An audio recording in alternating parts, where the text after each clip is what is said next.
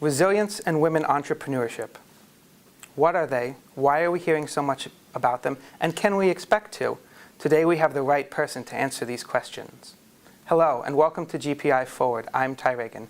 Joining me, Andrea Zanon, founder and managing partner of Sky Capital. What exactly is resilience to you? Resilience is the ability of a city, a country, a system to absorb a shock and recover from it. It's one of these catchy phrases that often is used in the natural hazards and the climate resilience space. I've been the regional coordinator for the World Bank, for the resilience team in the Middle East and North Africa for the last 8 years.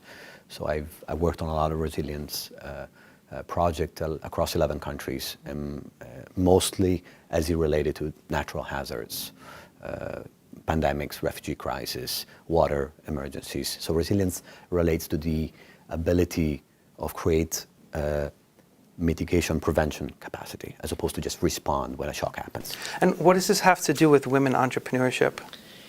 It's a tough question, but the way I look at it is,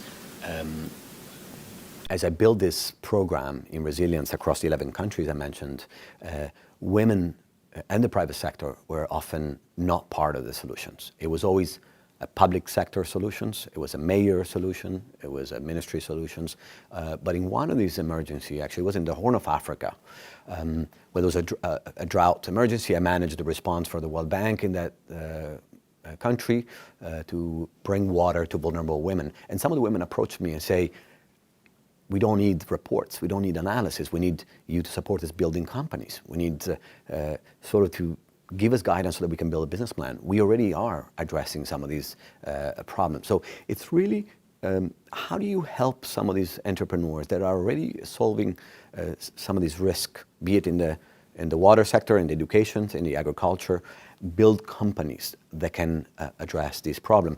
We piloted a small project, $250,000 across 3 countries, Lebanon, Egypt, and Djibouti. We trained 200 women-led companies. They had a resilience component as part of their business model.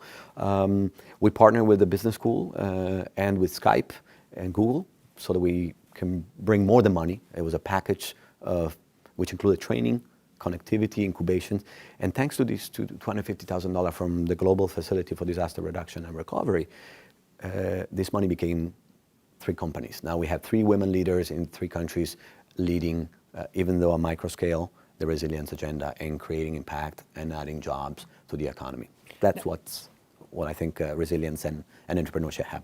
Now, usually women are the recipients of this kind of focus. How does it change your work to have them be actually part of the solution and really kind of, you're using them as resources rather than just having them be? How does that change what you're doing? I would say that what I observed in the Middle East and North Africa, the women were de facto leading, managing the water resources, leading the innovation and the education sector, pioneering new ways to bring drip water agriculture in drought-prone countries, but then they were not maybe sitting at the table at the time of the decision making, at the time of the design of a project, at the time of signing an agreement. So I think this shift represents, I think, a global trend, moving away from analysis, investing in action and concrete results, which can be brought to market in 90 days, not in a year, at a costly price. Now, speaking of a focus on action, what in your experience are just a few of the things that you would focus on to help achieve these results you're looking for? Sure.